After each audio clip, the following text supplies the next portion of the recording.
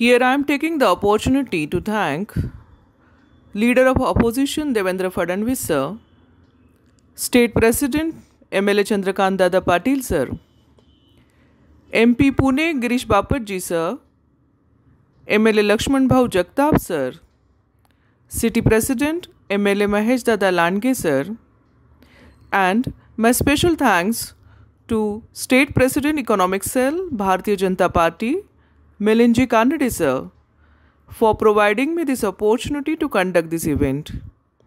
And all my gratitude towards each and every individual who helped me making this event successful. Thank you all. Thanks.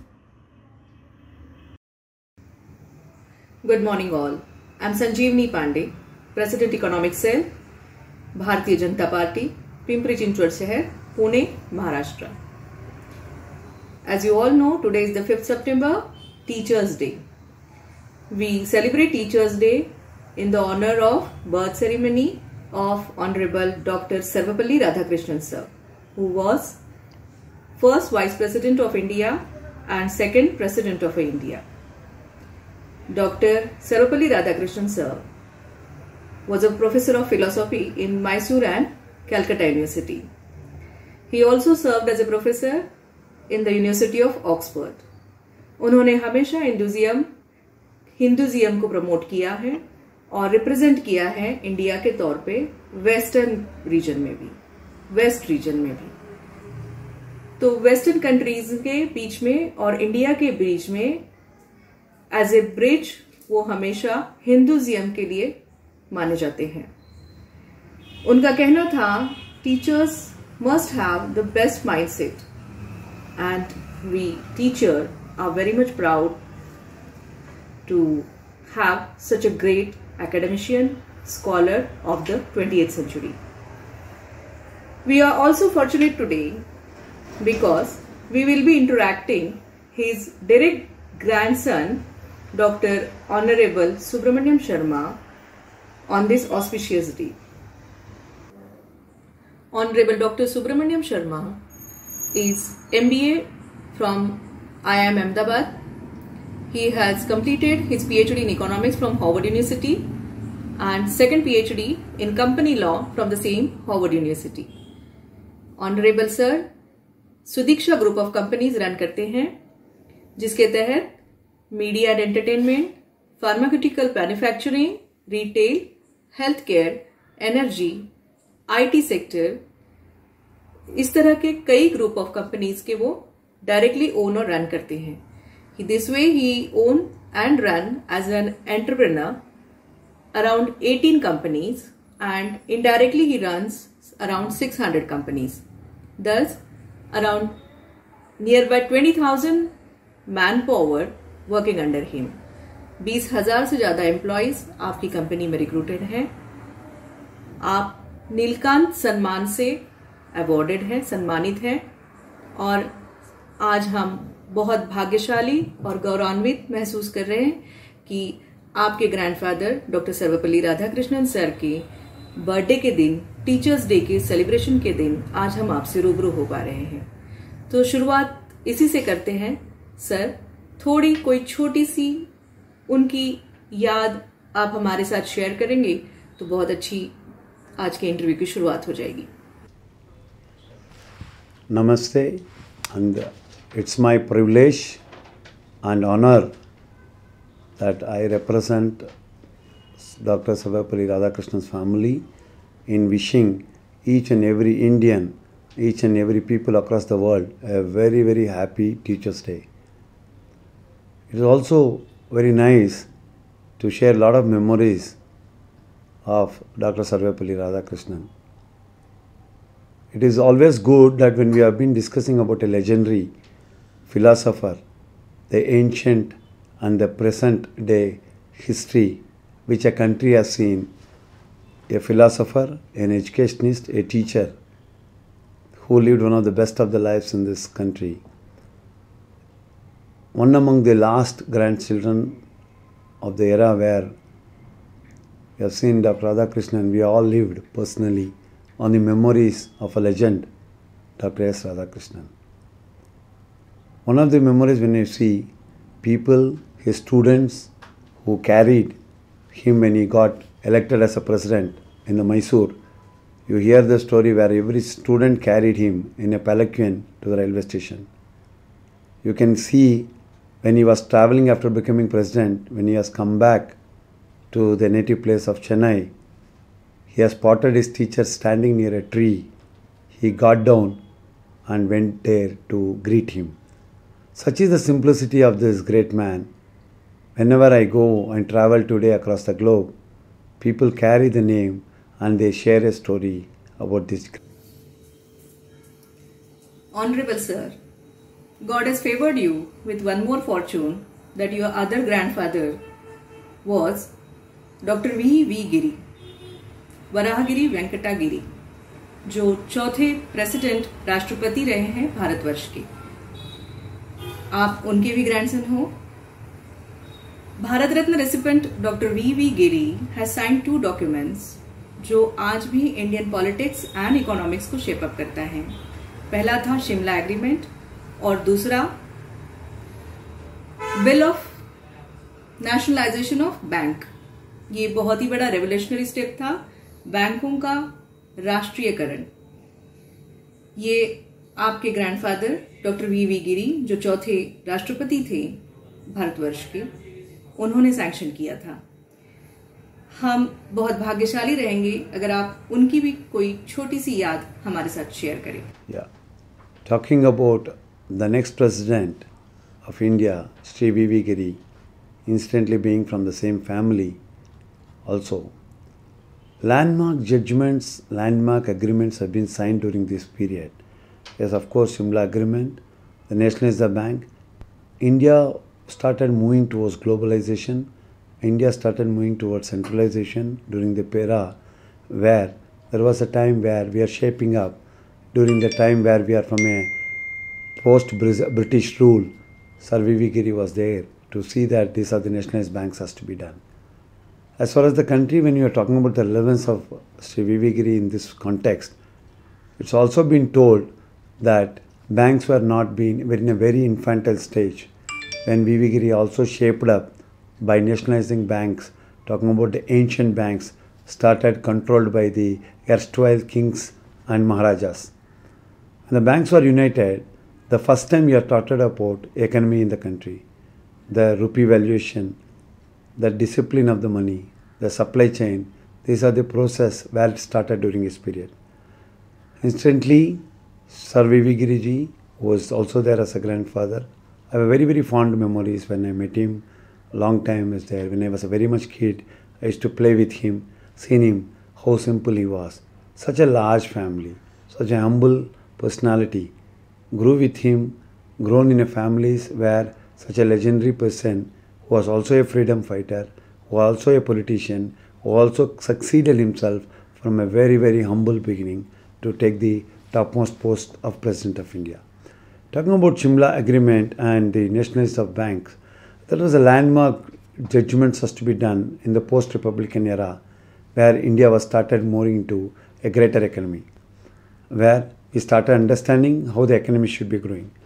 With an experience with V. Giriji, V. Giriji was very fond of playing with children, very, very fond of giving a lot of independence to children, have gone into the garden city where he came to Bangalore. We have all been with him, playing with him, seen him growing was an inspiration to us, but he was a too young a child to see him do this. Continuing the same thread of brilliancy and being Harvard University's expert economist, we would like to clear certain of our financial doubts in this current scenario of COVID-19, sir. My first question to you, in your opinion, will Make in India campaign of Government of India make positive impact on Indian economy, sir? See, Make in India campaign is one of the best decisions to be taken in the present era, where the sectors which has been reeling under things that way we were being more of imports, not optimum utilization of the resources available. The confidence of the industrial era has been completely doomed down. In this era of period where industrialization has grown in the 90s, the later 90s, we have seen India has been unfolding into the various concepts of economy. Make in India brought in a concept wherein the person who is growing can get a market. A marketplace was created globally. Post globalization, Make in India campaign became more irrelevant today. The reason is the produce what we are trying to produce in the country, we are also getting the best price in the global markets. We have a greater market across the globe. Make in India, India campaign has given a smaller sectors, a cottage industry, a mediocre MSMEs, micro companies, and middle-sized management companies, large-sized companies to started producing more. Eventually, this has given us to find an invention, trying to create jobs, trying to get more tie-ups globally, trying to see that India become a destination wherein world started believing India as a destination for their investments. Make in India concept has given FDIs, global people to look forward for Indian production, Indian products, Indianization, and of course every product of it, every person who produce the products has to can market globally. The productions what we are doing, we were mostly, India is an agricultural economy. Talking about an agricultural economy, we were also depending on the other resources like water, other manufacturing like manures, fertilizers, and other things. Beyond an agricultural economy, when we want to grow to the other industry of manufacturing, we were also depending on defense production globally for imports. Today, India has been given a bigger threshold in Make in India campaign to produce defense products, defense items to sell globally. This has also given opportunity for us to raise more money. By this way, the gross domestic production has increased. The inflation was kept under rampant. This has enabled one of the secondary source of creating employment. It also helped a lot of people to become an entrepreneurs. People who are searching for jobs have started becoming entrepreneurs. The capitalist rule has gone. People have started looking into money as an economy to grow. We are talking about this as a business concept. Make in India campaign also have given the concept that we are Indians, and this has also given the confidence that we can also produce, create larger perspective. Make in India campaign also helped us to scale today to go to Chandrayaan, to go to Mangalyaan. These are the things which we can do. We are boast of taking over the other planets too. Make in India campaign also has helped Government of India to have a very positive impact that every person has started looking into GDP as a main threshold to increase the contribution towards the global economy. When this Make in India campaign, we were also watching that the smaller sectors like micro, small, medium enterprises were there to be there. We are also looking forward for a software projects to start up in this country. We have started creating apps to the people globally. So this makes us that Make in India has given us a confidence, created economy. Also Make in India also made sure that the products what we have produced had a greater market globally, and of course world started looking forward India as a investment destination, which had a greater impact on our economy. Sir, demonetization approached India as a real pathbreaker for a political economy of India. Eventually it worked out that the most evident intent was to convert the informal economy into the formal economy. Is it successful? And what challenges it threw towards Indian economy? See, the generationally when we see that constantly the government started changing, there was a clear cut of impact on the Indian economy only. One of the biggest thing which we have seen was a strong decision to demonetize smaller currencies. For example, we are talking about 500 rupees currencies and 1000 rupees currencies to devalue to himself, demonetization started. The origin of demonetization was to make sure a digital economy starts coming in. We are trying to make every rupee accountable. This was a very tough decision by the government which has come newly to see that they want to form a corruption-free management in the terms of financial deliberations. But demonetization has given us some naked truth. Demonetization has brought in that we are not 100% organized in banking sector. We still had that globally the banks which have been talking about the nationalized banks or organized sectors, the foreign banks which has come into the picture, thinking that all the money has been coming back. The naked truth which has come out of the demonetization was that our sectors are not organized. The cooperative sectors which has come very strongly during that period of time has told that we are still not moving towards digitalization. We still are in the ancient primitive way of accounting. We still not able to regularize the money transactions thing. The objective is that we want to make sure a formal economy should start.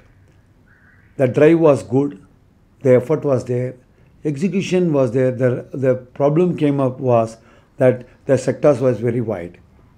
There was an untold economy which was parallel economy which was running. To bring it to accounting, we started getting the zero balance accounts, trying to bring in the money to come in. So demonetization has given us an opportunity to understand the limitations what was existing in our basic of operations of banking. This has thrown us a big challenge.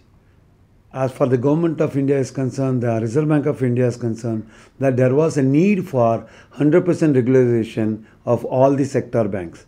Maybe a district level banks, cooperative banks, nationalized banks, private banks, and of course non-banking financial corporations. Demonetization also brought in a strong regulation, need of regulation to see that all the sectors are going to be forming it. The decision was very strong, very great, and very strongly executed against the populist demand, but very fastly done. From a very, very close sector where the country is also moving towards GST, demonetization was a very strong decision, pulling everybody into it. It was partially successful in terms of converting the money which were all in informal economy to the mainstream funding, mainstream digitalization. But a lot of truth came out that it should be organized. Government of India has planned a long regulation, and from there on now we are moving towards developing a greater economy. And of course, if you say it's definitely the path of a greater economy for a formal economy, so we say that demonetization was definitely a successful on the road to recovery to form a greater and a formal economy. Yeah, one of the toughest pandemic situation has come and stricken the country. The pandemic, COVID-19, which has definitely instilled the fear of the survival. The survival of the country, survival of the people, survival of the industries, survival of the economics, and globally our world was shaken. We are reeling under the tremendous pandemic which has stricken from nowhere in blue. All the while the developing nations, the developing things are happening across the globe. The budgeting happened. The fantastic budget happened very, very early in this year. Of course, the implementation started. The new government which has taken has looked into shaping up a greater from a lower GDP to a higher GDP. The challenges were very high for the present government to do. Of course, the pandemic which has destabilized, derailed or stopped the entire country put into a darkness. During this program, every government sitting in the center or any place, the government regulated bodies, the Reserve Bank of India had a greater challenge and a greater things to happen for them. Reserve Bank of India has to do what at this stage? People were being indoors, people are not able to come back, their businesses houses were shut, we are all forced to go into lockdown. The Atmanirbhar package was forced to be developed. What was the base of the package?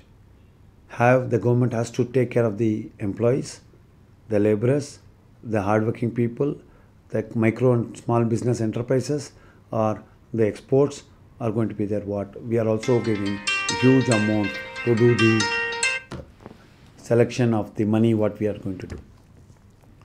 The decision of Atmanirbhar package was a very big decision. The money was very strong. The amount what you have been speaking, where we are going to talk about 136 crore people, out of which 11% is the entrepreneurship who have been looking forward for some sort of survival. Everybody is reeling under the strongest deflection of the GDP. When the country is going towards a stronger GDP, COVID-19 has struck it. Atmanirbhar package has come as a blessing in disguise. People who are not able to pay their taxes, people who are not able to pay their EMIs, people who are not able to support the nation, people had an ambitious plan, expansion plan, lot of employees, they need to hold the fort. Every employee has to be taken care. Every labor has to be taken care. The companies which are there, the contractual employees, the organizations, the sector of MSME, everybody had a challenge how to go about. Atmanirbhar package has given you the confidence that you can do much better. Atmanirbhar is all about giving you confidence of what you can do. So government has instilled a greater package which helping every entrepreneur to be confident enough that you are all going to move towards a recovery package. This is helping not only the healthcare sector, which also needs an entire country's attention, but also the countries which is also depending on every small and medium enterprises. They have changed the definition of MSME. They give an opportunity for every MSMEs to avail the facilities. The bankers have been told to be very aggressive in lending, and the Nirma package, what they are speaking about, helping every entrepreneur to start the recovery to building a greater economy. This is the only way any government can support a company or a group of industries in all the sectors to grow, to contribute, to sustain any pandemic loss for the loss of such a larger COVID-19 package where we are still under the lockdown 4. When we are coming out of this entire pandemic, each group of companies, the employees, everybody are confident we can be there to move towards the third quarter in a better way with a better confidence. This gives this package a confidence towards the government and the people, how they can move forward in terms of moving towards the path of recovery.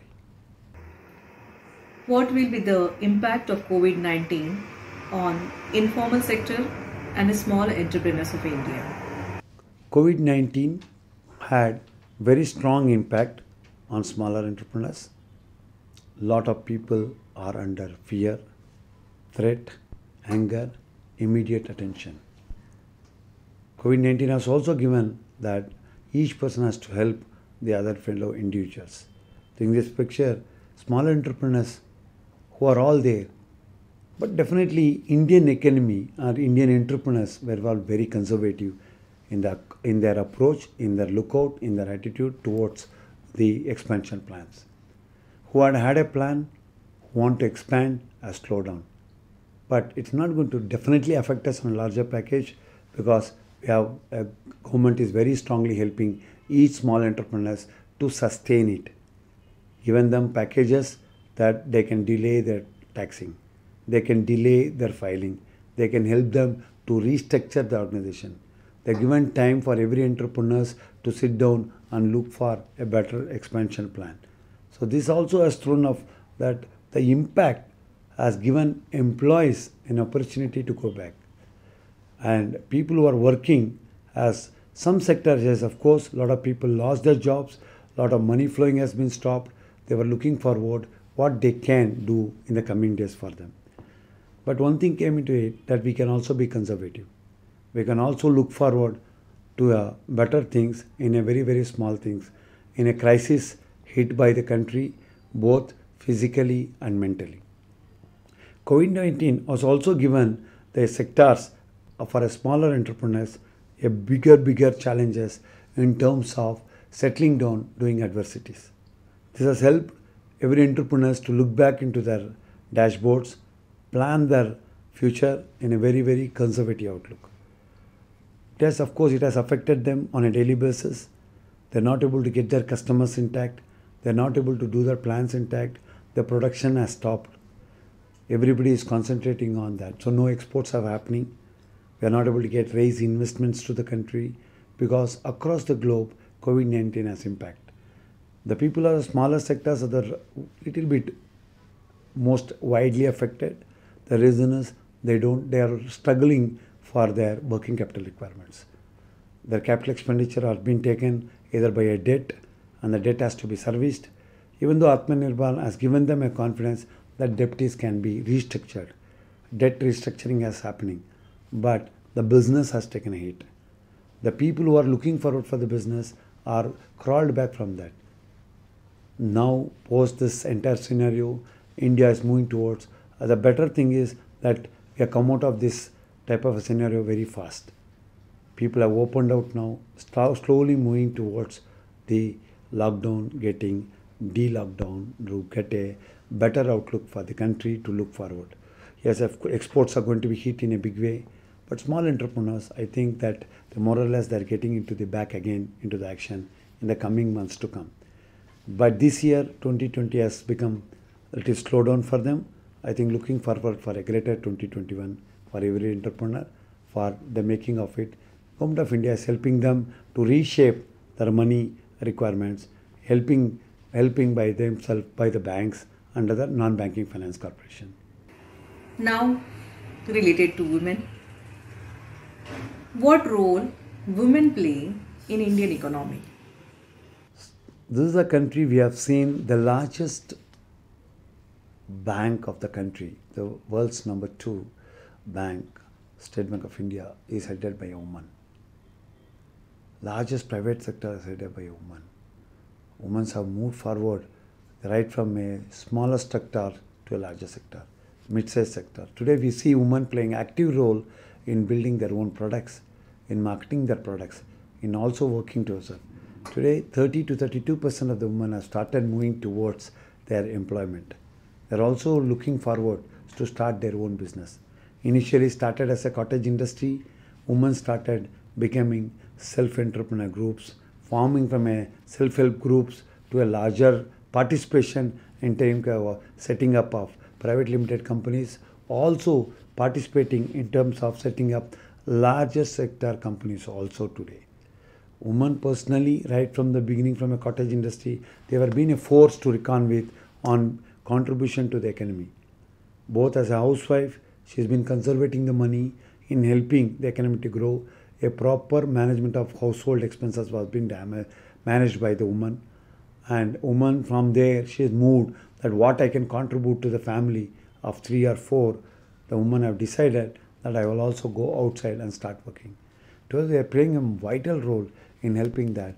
The major contribution for the woman in terms of every sector, the employability, the hard work, that conventional brand of that they're working on the minimum hours have changed.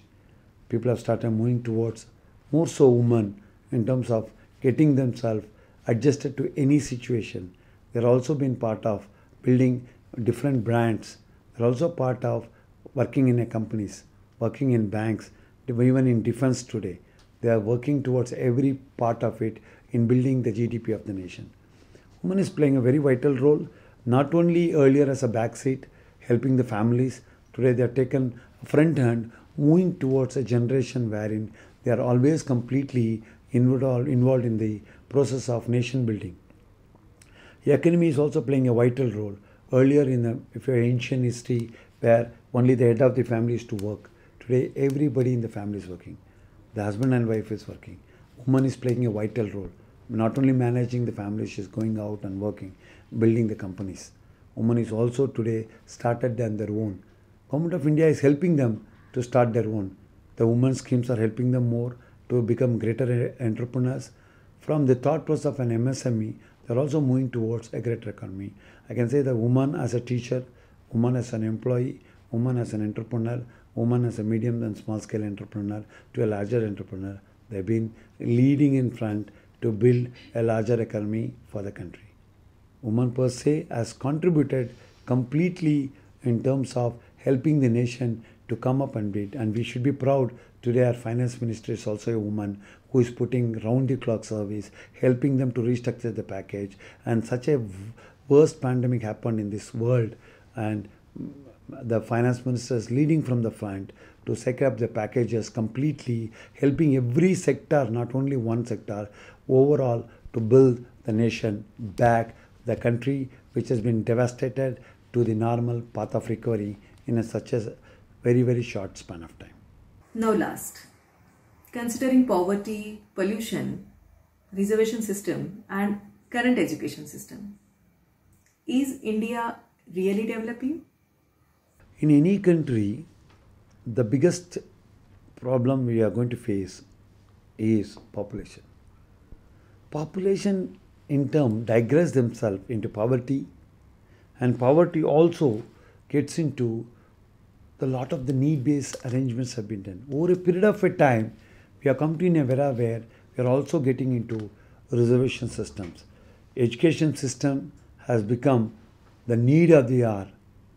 Today, India is definitely developing.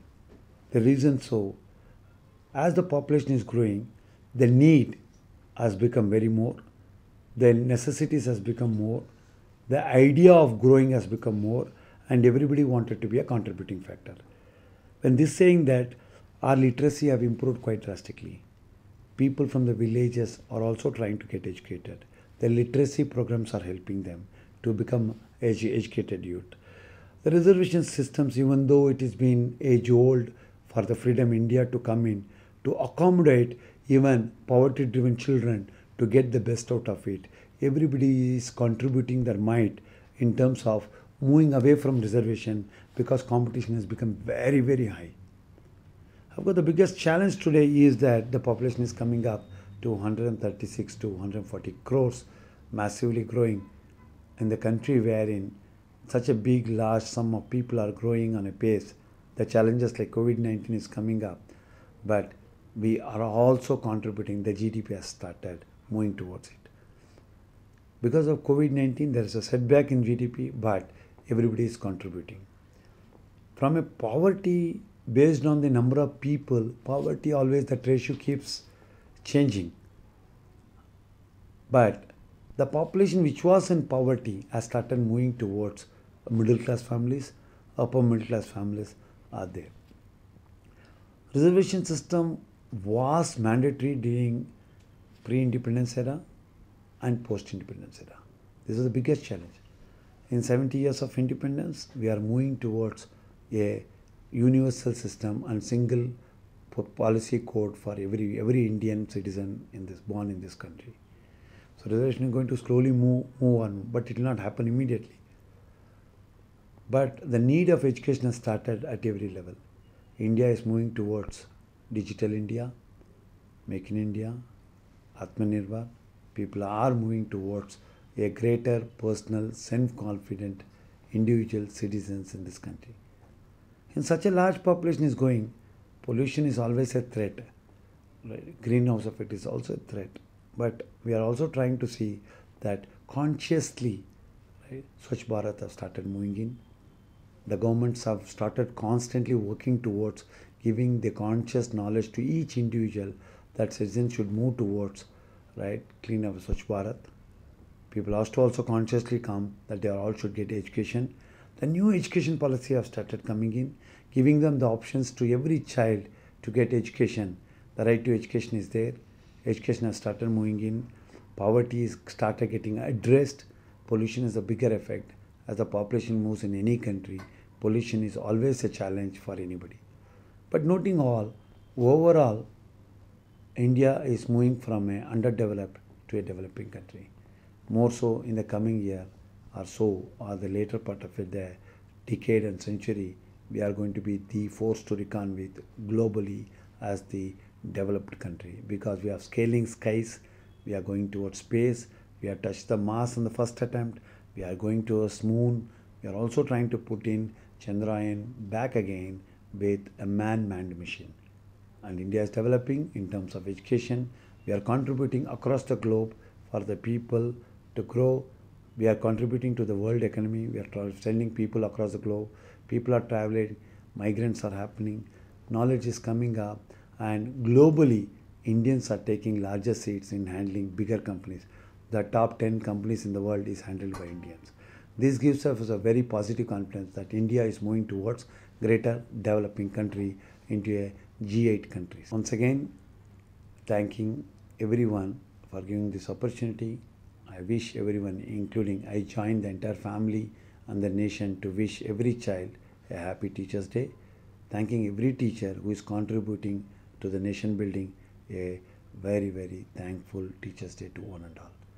Giving this, that Dr. Radhakrishnan believes in that education is one thing which moves forward, and that is to be disseminated by, assimilated and disseminated by the student when you have a great teacher. We all have teachers on a daily basis. I request each and everyone to them that Teachers' Day should be celebrated every day. Needless to say, on September 5th, in memory of such a great legend, because we are getting learned, we are student all our life. Thanks all, and happy Teachers' Day to the entire country. Thank you very much. Thank you very much, sir. It was a wonderful discussion, and I'm fairly convinced that any good initiative with proper implementation have a good results. Thank you all. It was indeed. Thanks all for watching. And how do you find it? Do let us know. Thank you.